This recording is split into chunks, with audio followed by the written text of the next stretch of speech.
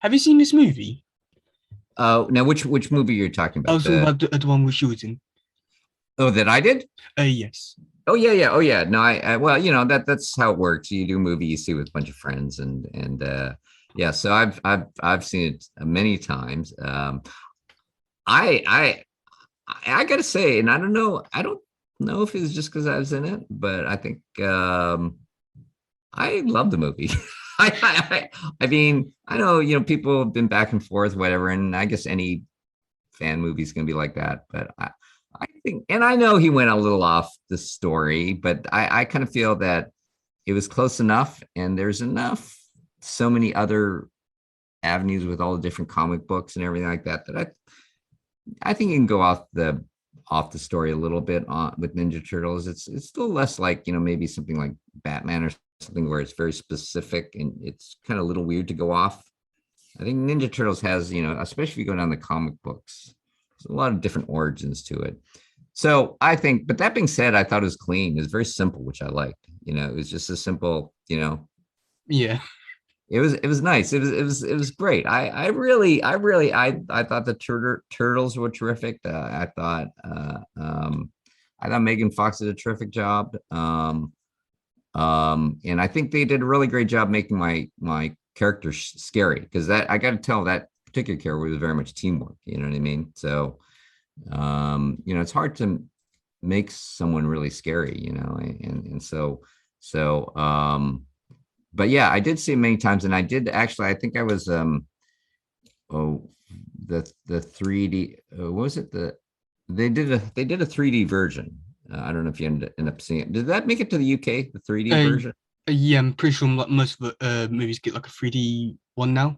Okay, yeah, there was a 3D version, and I was sort of introduced that one when it was at Universal. Um, and that was fun because I thought they did a terrific job with the 3D. I don't know, that whole intro in the beginning, it was very cool. And so so I was, various with friends, family. It was a fun outing to go on with people, and of course a premiere and everything like that. Premieres are kind of stressful though, because you maybe they shouldn't be, but they are a little bit, because you don't know what they did with your character. You don't know, and who knows, who knows what would happen. But so you don't remember as much, and plus there's all this other stuff going on, so they're fun. I'm not, don't get me wrong. I'll do premiere any week, but it's harder to enjoy the movie. Uh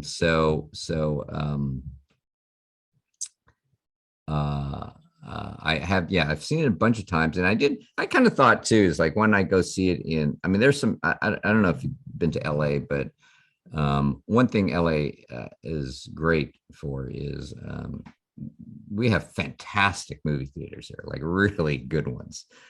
It's been really weird. I think they're still out here. I haven't been to movies since COVID, so I don't even know what that's like, but I think they're still around, but really just state of the art. The so I did enjoy seeing in different theaters, because each theater, like if if you're in LA, you become a bit of a movie theater connoisseur. Less so now, because as I was saying, I haven't been in a movie theater for I went once when it started mellowing out a little bit, but it's been rare. But you become a real connoisseur of which the good movie theaters are. So it's very funny. So I did see a bunch of times, and I got to say, I never, still very proud to be part of it. I mean, it's um I think it's fun. I think it's a real fun watch. I really enjoy it. Yeah, so I've seen it a bunch of times. So it's a guilty pleasure of mine, I guess. When people told them to play the Shredder, the 2014 TMNT movie, did you know anything about the story at the time? Did I know what the story was going to be? Yeah, yeah. I mean, it was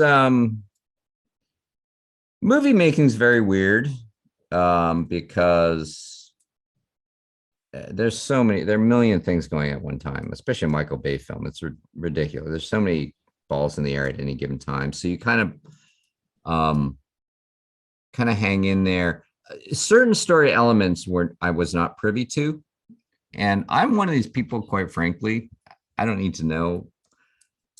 I don't know why I don't have that Snoopy kind of snooping sort of gene. I don't, someone doesn't want to tell me something, I don't really care. It's so I guess that's probably a little unnatural, but to me, it's sort of like, and for acting, I think I've sort of translated into that. If I need to know something, they'll tell me.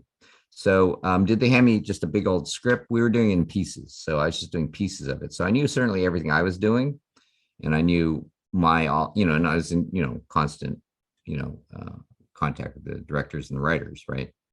But it was changing all the time too. So that was another thing. That's another thing that's strange. I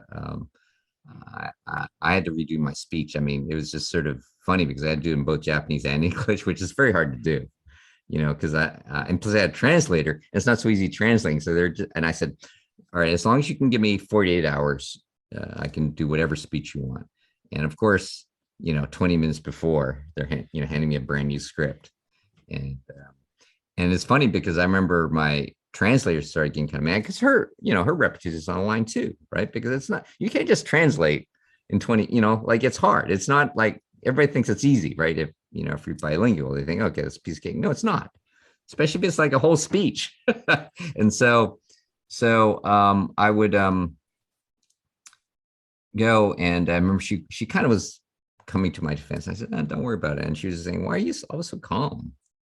Because you're kind of a, that's pretty inspirational like that. Well, this is actually a gift, because you have to understand, and I learned this is the playwright David Mamet always talked about, create nothing, deny nothing. And I think whatever is happening is a blessing. And a lot of times I thought, okay, all this getting thrown off. And I said, well, if you really think about what's happening to Shredder in the dojo at the time, right? He's kind of a really insane part in his life where nothing's working, right? That's why he's so mad and he's kicking everybody around, right? And nothing's working, and is getting defeated once again by these turtles, and it's just, so it's frustration. I thought, well, it's great because now we don't really have to fake it, because this is kind of a weird, insane moment in my life where I don't have control over anything, and I just have to say the words, and sure enough, that's what it was. And so it's kind of nice. So I'm one of these people that I kind of go with it. And so they would tell me parts, but it wasn't like, oh, well, and if I need to understand something, then I'd ask. But they weren't, at least with me, they weren't just like handing me, here's the script, let's work this out. It was almost like, what's my part within the script? And I prefer it that way in a weird sort of way. I'm not, as I was saying, I need to know everything I need to know, but I don't want to just know everything, because I feel like it's much more interesting if I'm really just doing my thing, and the camera's just catching everything, including my ignorance. Does that make sense? Yeah. Because that's much more interesting to watch than someone who, here's my version of my interpretation of the role. I don't really see that. I think you really just play the role and let the camera people and the editors sort of, figure out the interpretation for you. So there's less. So yeah, if you're asking, was I just handed the script? Everybody learned the script. Let's do this. No, I wasn't. I just, everything was in pieces, and I said, I just want to know, where's my place in this whole thing? What do I know as the character? That's all I need to know. All the other stuff. And it was, yeah, as far as like knowing what the turtles are up to in the back, behind the scenes. I don't know. I thought, nor should I know, because I wouldn't know in the movie, right? Shredder would not know what they're up to, when I don't see them. And it was kind of nice too, because I almost felt there was I thought they did a really great job on the rooftop, where, a lot of it, I don't know. It's funny. I don't know. It's such a goofy movie in certain ways, but there's some really great things that they did in there. But one of the things, they cut out I had a lot of lines on there. That's what I liked about the Shredder I got to do versus what it usually is, where I'm kind of like barking. And it was a much more internalized one where I kind of didn't say anything. I thought, well, that's kind of that's actually a pretty human reaction, where you're just you're kind of on the rooftop with your four foes, and you're just trying to figure out how to defeat them. So you're not really going to be barking at them too much. Does that make sense? Yeah. So you're actually, it's that weird moment where you're really under stress, and you kind of just focus and you figure out how do I when, you know, how do I command the situation or get it, at least get control, you know. So it's all, maybe it's better that I wasn't so involved with sort of the, you know, like I don't want to get involved in, no, how do I make this movie fun or how do I make this scary, you know. Like to me it's like, no, why don't I just do my thing and, you know, it will be what it is. So yeah, I'm not one of these people that insist I need to know every detail of the story. I want to know what I need to know, and I almost don't want to know the whole story, because I think it makes for a better performance on my side. Because you know, you can't play ignorance. Like if you know something, you know something. I think it's really a little hard to play like you aren't aware of something. You know, it's just, I think, a lot better when you just literally only know what you're supposed to know. So yeah. So only partial. I only had a partial knowledge of the story. I didn't know, like, in other words, all that stuff with, you know, there were little things that I don't know how you feel about it, but you know, all that stuff with the I liked it because I thought it was very clever. But you know, the what was that? It was like the beginning where they were what were they? They were the pets. And there was fire in the lab. Boy, it's kind of fading in my memory now, but there's that was a little off. That was a little different than the actual original story.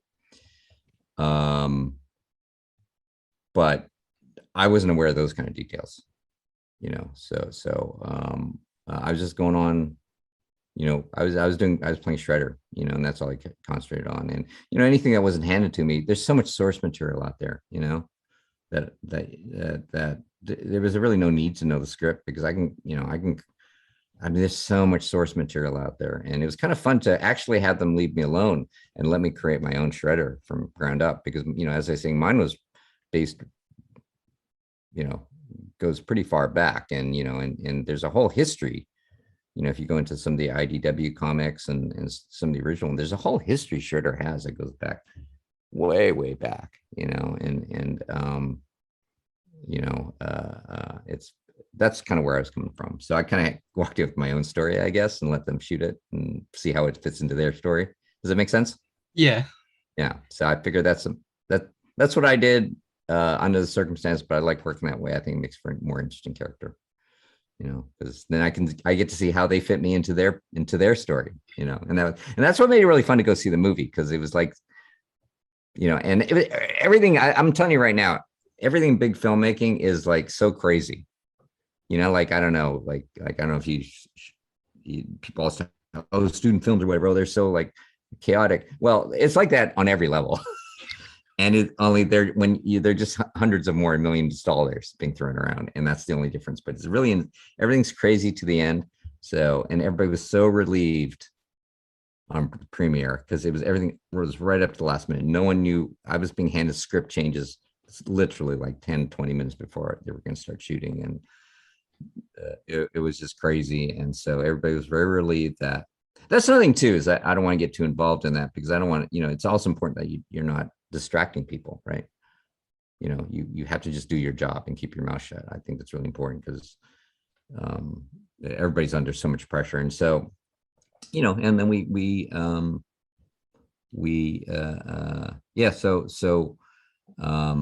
I was very relieved to see it, you know, and it was great, and it was fun, you know, beginning, middle, and end. And I love that scene when they're falling and they're all like fessing to each other, their love for each other as brothers and all that. I thought that was great. I thought that was great. And I'm glad, you know, it's fun getting knocked off the building and all that kind of stuff. So yeah. It all seems they've done. Was any of that was scrapped or deleted from the actual main product, or just like never filmed? Oh, something in there. Well, I had a lot of lines that were deleted and seen. Yeah, it's just like any movie. Yeah, you do a lot more stuff than ever end up. But there was any specific scene that I did. Certainly, tons of lines got deleted. Scenes, all the scenes I did, I shot, made it in. But you know, big chunks of it were taken out. But I personally don't know of any deleted scenes. Just because, as I was saying, I didn't really ask about it, if there are other deleted scenes, but none of mine were deleted. You know, I never shot anything that was deleted. other than a lot of lines and a lot of different takes. Uh, and as I was saying, that whole thing on the rooftop, he cut out almost all my lines, which I thought was great. Usually an actor does not like that, but I thought that is so much stronger and that's so much more believable to me, because that's what I do when I'm under pressure. Is I just clam up and I just try and get out of it, so um so yeah, but I there aren't any deleted scenes that, to my knowledge. I'm sure there are a lot, because I'm sure the Turtles shot a bunch. I'm kind of friends with Don, probably Jeremy. He's the only one I kind of still really stay in touch with.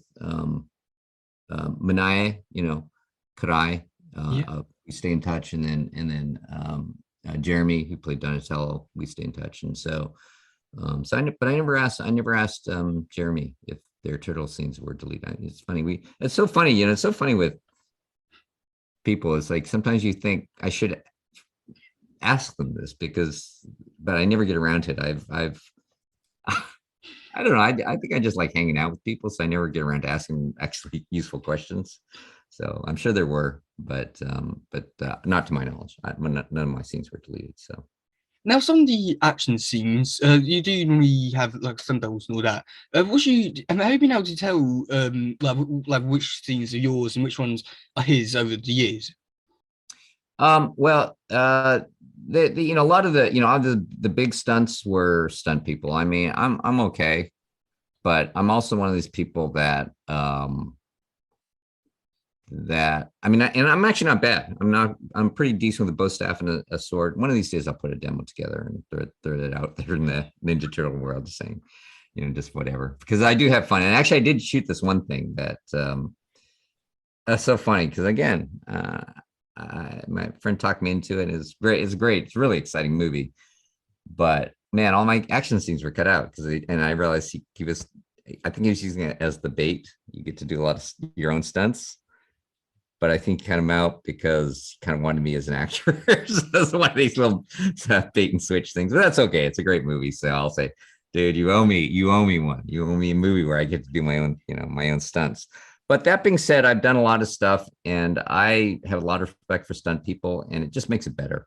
You can see me do an okay job, or you can see someone do a great job. You know what I mean? Which so answer your question. Yeah, I mean, pretty much anything that looks kind of badass was by someone else. Unfortunately, I did, but I used to always joke. It's sort of funny because you sort of feel like a little humiliated as a man. Is that, but I kind of was joking. I says, yes, but can they do this? And oddly enough, that's, as actors, that's what we're hired for. As we for some reason we can do that part, and you got to hand to them. They don't get credit for it. So I mean, they're on that whole thing, stunt spy. They don't really get direct credit for what they do, and it's unfortunate, but I guess that's what we do. We mug and we take credit. That's what the actors do. But any of the real badass stuff, I hate to admit it, was actually done by stunt people. But that being said, I am not bad at it. So I'm maybe with this friend that I believe owes me one, this director friend, that to have a nice, maybe even a short or something like that, where I get to do some stunts, because I'm not bad. I've been doing sword stuff for a few decades, and I'm pretty good with both staff. So I'm decent, but man, these Hollywood stunt people are amazing. I mean, it's mind-boggling how good they are. So I will never say, oh, even if I was this big, powerful A-list movie star, I would still say, you know what, let the experts do it, because they what they can do is remarkable. So I don't know, maybe one day I'll release something eventually where you can see my skills, my sword and bow staff skills, but which I'm proud of. But I didn't think it's do it on my own movie, not on I'm not gonna do it on someone else's time. So Did you use your normal voice, the voice shredder, or did you use a different type of voice for him to play him? Well, it was my actual voice, but they just pitched it down. Whatever they did, whatever whatever they do, it was recorded really super high bit rate, so they could probably play around with it as much as possible. But yeah, but it was all my voice, I mean, it was all my voice. They just played with it. They played with it a lot on that opening speech. That's where they really kind of tweaked it down. It's probably much, much lower than you. I can get my voice pretty low. So what the voice I was speaking is not this. I sound like I figure I just sound like this sort of high pitched geek when I talk normally, but yeah, that's me. Um, um, but yeah, so I do have a very low register if I need it, and that's what I was speaking in. But even that they tweaked, and they recorded super super high bit rate so they could really lower it and it still sounds good. So, but yes, so that was so a lot of teamwork involved in creating that shredder. Put it that way. What was your favorite scene to film in the entire movie? Oh, favorite scene in that? Oh, geez, everything's fun. That movie was a blast. It was a real. Oh, I just realized there were some good things actually in that dojo scene that did not make it in. I did some really great stuff with Bill Fichtner in the dojo. I might say that might be my favorite. Those were great, and he's such a fantastic actor. I was a fan of his before the movie, so it was really. It's actually very funny too, because there's one point where I'm kind of coming in later. There's one point where he, because he did such a great job of sort of appearing a little nervous but not nervous. At first I thought, because I look up to him as an actor. And I'm sort of thinking, oh, well, maybe I'm coming on too strong. Or like I didn't want to make him feel that way. I was, oh no, he's just a really great actor. like he's not the least intimidated by me. It's very funny. It's a funny moment. I realized, oh no, he's just a really good actor. He convinced me that somehow I was freaking him out, so it was very funny. But all that stuff in there, and there's some really good stuff that did not make it in there. Like to me, not complaining, but yeah, but all that stuff that was in the dojo, I loved it. I look back, I sort of think, yeah, I've been very lucky in my acting career. So, and that was definitely one of those lucky circumstances. So, What was your hardest scene to film in the movie? The hardest scene? Well,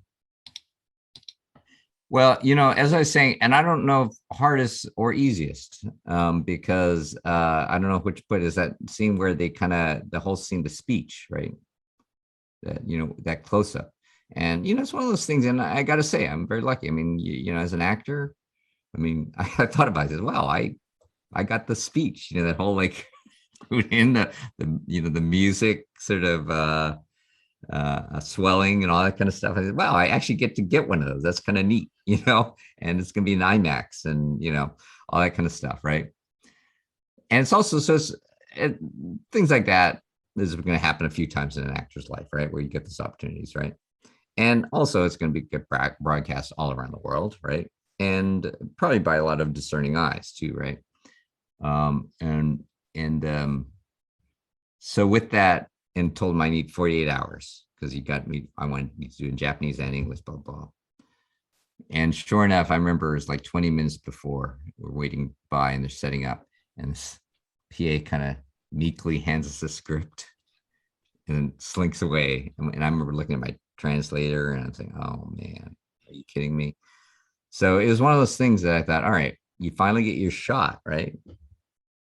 And they make it virtually impossible, right? That seems like that life always works out that way. You finally get your shot and everything in the universe conspires against you, right? But then that's when I think I felt like maybe I had a little maturity as an actor to realize, okay, this is actually a gift, because my translator is the one that started freaking out, saying, blah, blah, it's so unfair, blah, blah. And I think, no, this is like a gift, because right now I just have to say the words, because I can just express this insanity that I'm going through right now. And this is, and it was really nice, is actually, so in certain ways it was the easiest scene, because I almost didn't have, I just had to, like, I just feel like it's very hard to fake that stuff, to be,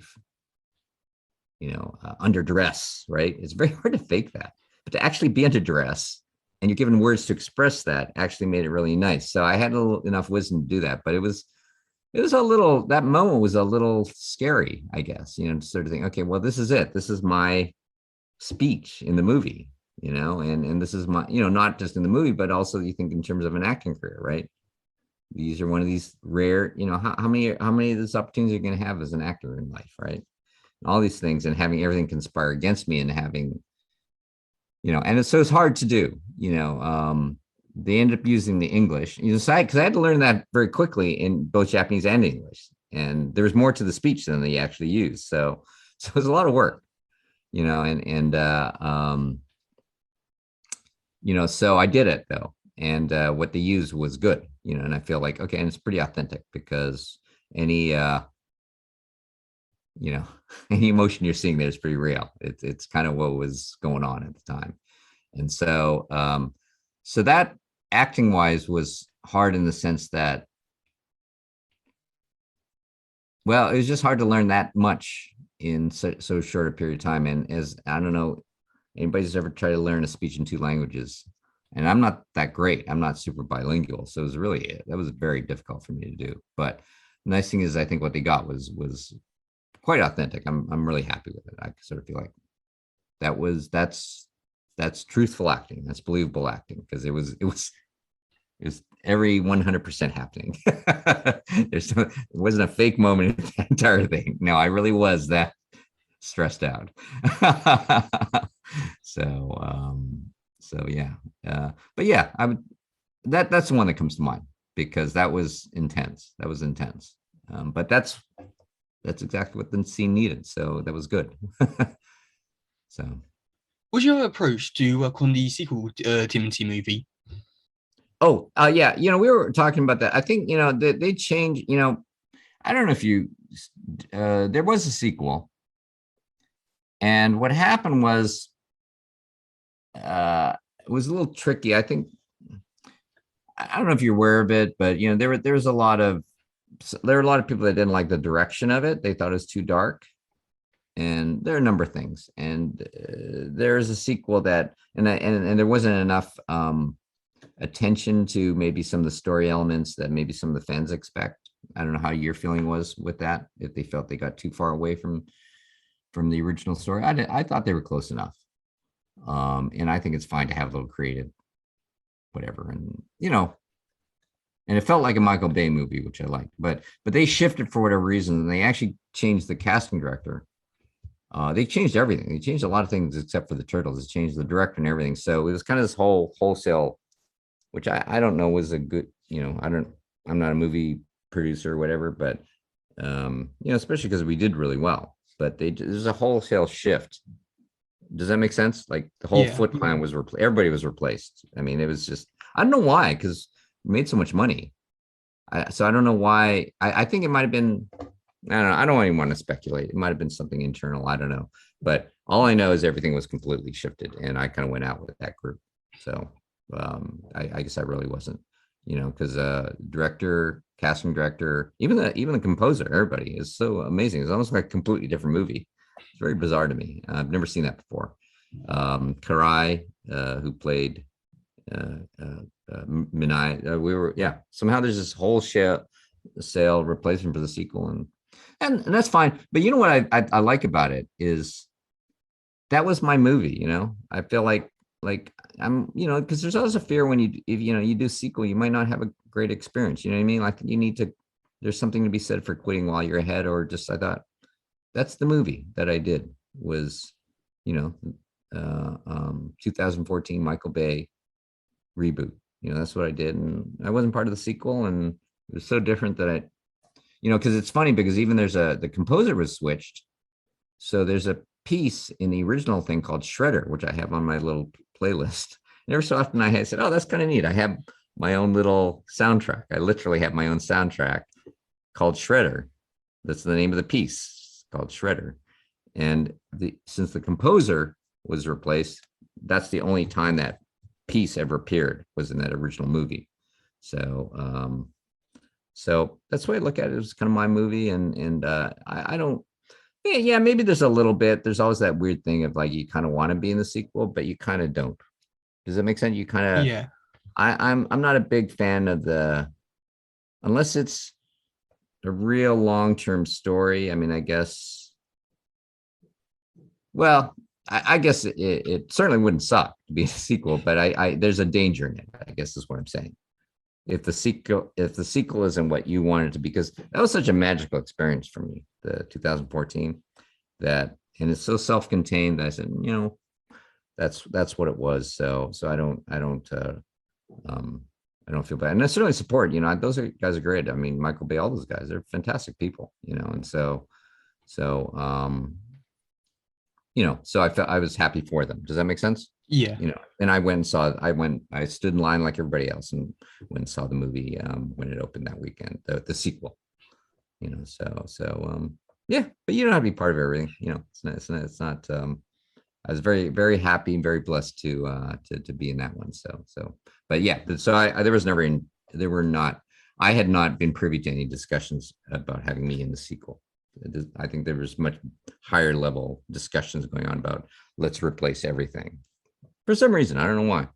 We made a ton of money, so I don't know why. But maybe money doesn't always speak. Maybe it's not always the end all and be all. So who knows? Who knows what it was? But Who is your favorite turtle? oh well, it's interesting. And I'm going to say this. Yeah, it's so funny, right? It's like, who's your favorite child? But I'm going to say that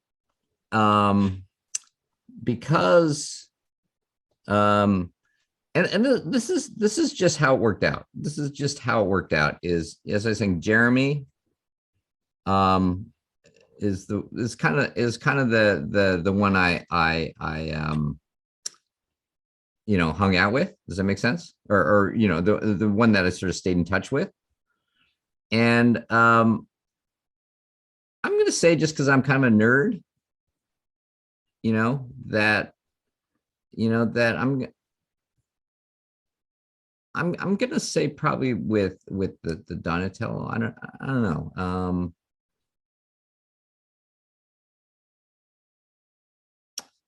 Yeah, I'm going to go with that. I don't know.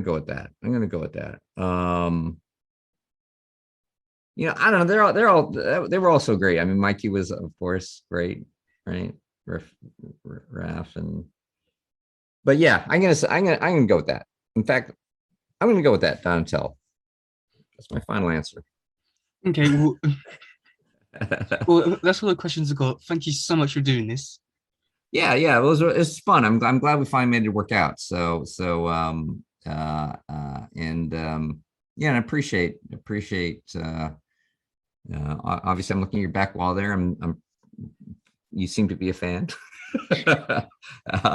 But what is your favorite? What is your favorite series? Are you more the animated series guy, or? Yeah, I grew up on the 2003 one, but first like cinema or like movie version I got to see and was one with you in. So your version of the show really Oh. holds like a really big place in my heart. And Oh, well, thank you. Wow, that's so amazing. Because usually people, my generation, like the 1990, that was their Ninja Turtles, and that's sort of whatever. And so I was saying that to somebody, says, "Oh, I guess somehow I must be the Shredder," for someone, because so much of it is people compare, right? But and you enjoyed the movie, I assume. I mean, Yeah. of course, it tells, but also like it was like I thought like a very good movie. Like your version was interesting, but like still very enjoyable. Yep.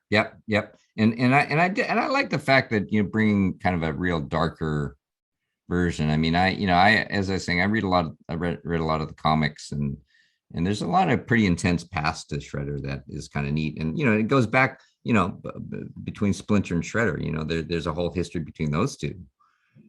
That's kind of crazy. So it's fun. But yeah, well, I'm honored. I'm honored to have been the first movie version Shredder. But that's pretty cool. My childhood is I'm a childhood is complete now. It is. Hopefully I didn't disappoint. I'm hoping that. No. Great. Well, it was a pleasure. It was a real pleasure to talk to you, and as I was saying, I am in my acting life. UK has a big place in my heart, so it's kind of neat to reach out to someone out in UK and talk to them about this stuff, because maybe my roads are getting completed. Now I'm back talking to someone back in the UK, saying this is where I am now. So, but yeah, that's great. Stay in touch, and I'm glad you found me. It was it's a lot of fun, and as I was saying, really appreciate one thing I will say that's been kind of cool on this whole journey is that I really